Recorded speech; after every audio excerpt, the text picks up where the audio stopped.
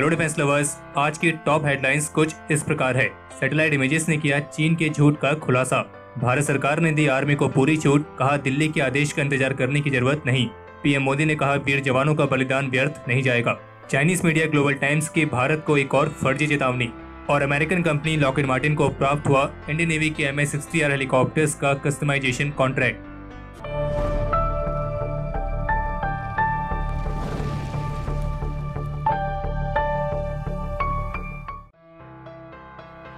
जैसे कि आप सभी को इस बात की जानकारी होगी कि 15 जून की रात को गलवान घाटी में भारत चीन सीमा पर पिछले 45 सालों की सबसे बड़ी हिंसक झड़प देखने को मिली थी, जिसमें इंडियन आर्मी के 16 बिहार रेजिमेंट के कमांडिंग ऑफिसर सहित टोटल 20 जवान वीर गति को प्राप्त हुए थे। और टॉप मीडिया रिपोर्ट्स के मुताबिक इस हिंसक झड़प में चीनी सेना को भी एक बहुत बड़ा नुकसान उठाना पड़ा है और चीनी सेना में भी एक बड़ी तादाद में कैजुअलिटीज हुई है और चीनी सेना के कैजुअलिटीज का नंबर करीब 43 के आसपास बताया जा रहा है। और आज इंडियन आर्मी की तरफ से ऑफिशियली हमारे उन 20 जवानों के नाम भी जारी किए गए जो इस घटना में वीर गति को प्राप्त हुए हैं। रिपोर्ट्स के मुताबिक 6 जून को जो भारत और चीन के बीच कोर कमांडर्स लेवल की मीटिंग हुई थी, इस मीटिंग में इस बात की सहमति की गई थी कि गलवान घाटी के पेट्रोलिंग पॉइंट 14, 15 और 17 पर दोनों देशों के सैनिक पीछे हट जाएंगे, लेकिन इसके लिए दोनों देशों के फील्ड कमांडर्स को रेगुलर बेसिस पर बैठक करनी होगी। फिर इसके बाद सोमवार को पेट्रोलिंग पॉइंट 14 और 17 पर दोनों देशों के फील्ड कमांडर्स की फ्लैग मीटिंग आयोजित की गई और पेट्रोलिंग पॉइंट 14 पर इंडियन आर्मी का नेतृत्व किया बिहार रेजिमेंट की 16वीं बटालियन के कमांडिंग ऑफिसर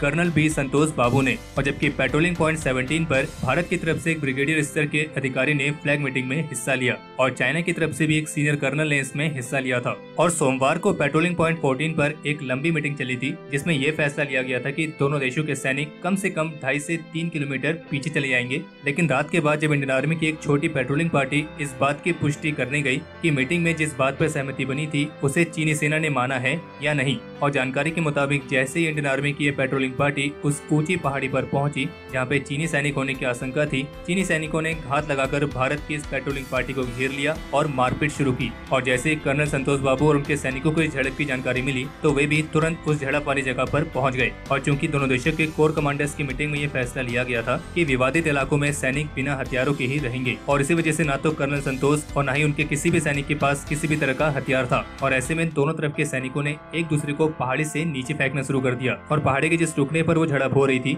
वो भी सैनिकों के भार से टूटकर नदी में आ गिरा, जिसके कारण इतनी बड़ी संख्या में दोनों तरफ के सैनिक काफी ज्यादा घायल हुए। यानी कि साफी की जो विवाद है ये पहले चाइना की तरफ से शुरू हुआ है, क्योंकि अगर चीनी सैनिकों ने मीटिंग में जो बात हुई थी उसे मान लिया होता और उस जगह से पीछे चले गए होते तो फिर ये विवाद होता ही नहीं। और 15 जून की इस हिंसक झड़प के बाद एक सैटेलाइट इमेज भी सामने आई है, जिससे ये स्पष्ट हो रहा है कि गलवान घाटी पर चाइना की तरफ से बिल्कुल भी डिसएंगेजमेंट नहीं की गई है, जबकि 6 जून को कोर कमांडर्स लेवल की मीटिंग के बाद से यहाँ पे जो उनके सैनिकों की संख्या है वो और बढ़ गई है। और इस इमेज से ये भी साफ हो रहा है कि चाइना के इस क्षेत्र से पीछे जाने की कोई भी योजना नहीं थी। और 15 जून को जो हुआ है वो चाइना ने पहले से ही सोच के रखा था, लेकिन इस झड़प में जो हमारे वीर जवान वीर गति को प्राप्त हुए हैं, ये देश उनकी इस बहादुरी, उनके इस बलिदान को कभी भी नहीं भूलेगा और इसके लिए हम सदा इनके ऋणी रहेंगे।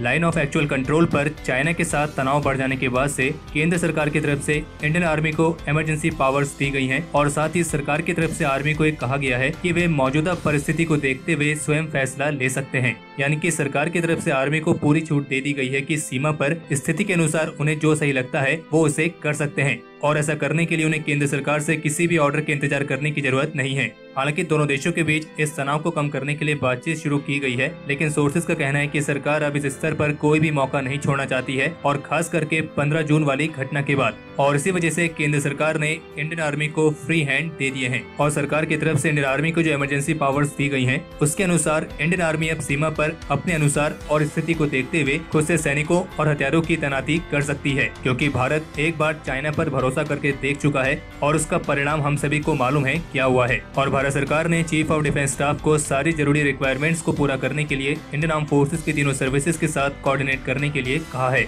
और इसी के तहत इंडियन नेवी ने भी अपने सारे एसेट्स को मलाक्का स्ट्रेट के पास तैनात करने के लिए मंजूरी दे दी है। और अगर चाइनीज एक्शन को काउंटर करने के लिए इंडो पैसिफिक रीजन में और भी तैनाती करने की जरूरत पड़ती है तो नेवी वो भी करेगी। और इसी तरह इंडियन एयरफोर्स के एसेट्स और खास करके फाइटर जेट्स को फॉरवर्ड लोकेशंस पर मूव कराया गया है। और मिलिट्री की जो ये मूवमेंट है ये केवल भारत की तरफ से नहीं बल्कि चाइना की तरफ से भी देखने को मिल रही है, क्योंकि अभी अभी कुछ ऐसी भी रिपोर्ट्स आई हैं जिसके मुताबिक चाइना ने अपनी People's Liberation Army Ground Force को चुशुल सेक्टर के अपोजिट बिल्डअप किया है। और केवल इतना ही नहीं बल्कि 15 जून की रात को चाइना की तरफ से जो कैजुअलिटीज हुई थी उन्हें एयरलिफ्ट करने के लिए चीन ने सीमा पर अपने 2 हेलीकॉप्टर्स भेजे थे, जिससे ये माना जा रहा है कि इस हिंसक झड़प में चीनी सैनिकों की तादाद काफी ज्यादा है, जिसके चलते यहाँ पे हेलीकॉप्टर्स को रेस्क्यू करने के लिए लाया गया था। आज प्रधानमंत्री नरेंद्र मोदी द्वारा LAC पर वीर गति को प्राप्त हुए उन 20 वीर जवानों को श्रद्धांजलि अर्पित की गई है और मुख्यमंत्रियों के साथ एक वर्चुअल मीटिंग में उन्होंने कहा, हम कभी किसी को भी उकसाते नहीं हैं, लेकिन हम अपने देश की अखंडता और संप्रभुता के साथ समझौता भी नहीं करते हैं। और उन्होंने ये भी कहा कि मैं देश को भरोसा दिलाना चाहता हूँ कि हमारे जवानों का जो ये बलिदान है ये व्यर्थ नहीं जाएगा और जब भी समय आया है हमने देश की अखंडता और संप्रभुता की रक्षा करने में अपनी शक्ति का प्रदर्शन किया है और अपनी क्षमताओं को साबित किया है। और त्याग और तितिक्षा हमारे राष्ट्र चरित्र का हिस्सा है, लेकिन साथ ही विक्रम और वीरता भी उतने ही हमारे देश के चरित्र का हिस्सा है। और उनका ये भी कहना था कि हमारे लिए भारत की अखंडता और संप्रभुता सर्वोच्च है और इसकी रक्षा करने से हमें कोई भी नहीं रोक सकता है। और भारत हमेशा से शांति चाहता है, लेकिन अगर भारत को उकसाया जाएगा तो भारत हर हाल में एक निर्णायक जवाब देगा। और वहीं आज भारतीय विदेश मंत्री ने अपने चाइनीज काउंटर पार्ट के साथ भी बातचीत की है, जिस पर उन्होंने चाइना को उनकी तरफ से पुराने वाली स्थिति में वापस जाने की मांग रखी है। और भारतीय विदेश मंत्री ने चाइना के प्रीमेडिटेड और प्लान्ड एक्शन का आरोप लगाया, जो कि इस वायलेंस और इस कैजुअलिटी के लिए सीधे तौर पर जिम्मेदार है। जैसा कि पिछले डिफेंस अपडेट में हमने आपको बताया था कि चाइना की स्टेट मीडिया ग्लोबल टाइम्स अपने रिपोर्ट्स के जरिए भारत को एक तरीके से ओपन थ्रेट देने की कोशिश कर रही है। और इसी बीच ग्लोबल टाइम्स की तरफ से एक और रिपोर्ट सामने आई है, जिसमें उनका ये कहना है कि चाइना भारत के साथ युद्ध नहीं चाहता है, तो वो चाइना का गुडविल जेस्चर है, न कि उनकी कमजोरी। और इसमें ये तक लिखा गया है कि चीन और भारत की ताकत के बीच जो अंतर है वो स्पष्ट है और चीन भारत के साथ सीमा मुद्दों को टकराव में बदलना नहीं चाहता है। और इसे चीन किसी कमजोरी के चलते नहीं बल्कि अपने गुडविल जेस्चर के चलते कर रहा है। और चीन का कहना है कि हम अपनी बॉटम लाइन का किसी के साथ भी व्यापार नहीं करेंगे। और साथ ही उनके मुताबिक चाइना कोई युद्ध नहीं चाहता है, लेकिन अगर युद्ध होता है तो वो युद्ध से भागेगा भी नहीं। हालांकि इतने सारे बकवास करने के बावजूद भी चाइना की यही मीडिया अभी तक ये नहीं बता पाई है कि चाइना की तरफ से कैजुअलिटीज की जो संख्या है वो कितनी है, या फिर ऐसा है कि ये अभी तक अपनी कैजुअलिटीज गिन नहीं पाए हैं। बाकी इसके अलावा UN चीफ एंटोनियो गुटेरेस ने भी LAC पर जो भारत और चाइना के बीच हिंसक झड़प हुई है उस पर चिंता व्यक्त करते हुए दोनों पक्षों से संयम बरतने के लिए कहा है। और उनका कहना है कि हमें विश्वास है कि दोनों देश इस मामले को शांति से सुलझा लेंगे।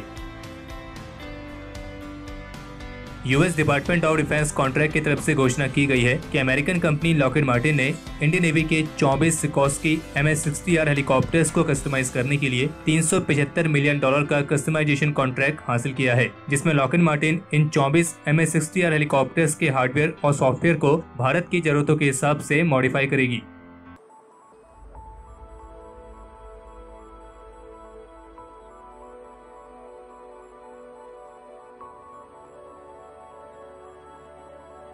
तो आज के इस एपिसोड के लिए इतना ही। अगर आपको एपिसोड पसंद आया हो तो इस वीडियो को लाइक जरूर करें और साथ ही अगर आपको कोई सुझाव या कोई सवाल हो तो उसे कमेंट सेक्शन में शेयर करना ना भूलें। और अगर आप इस चैनल पर नए हैं तो आप इसे सब्सक्राइब करना ना भूलें।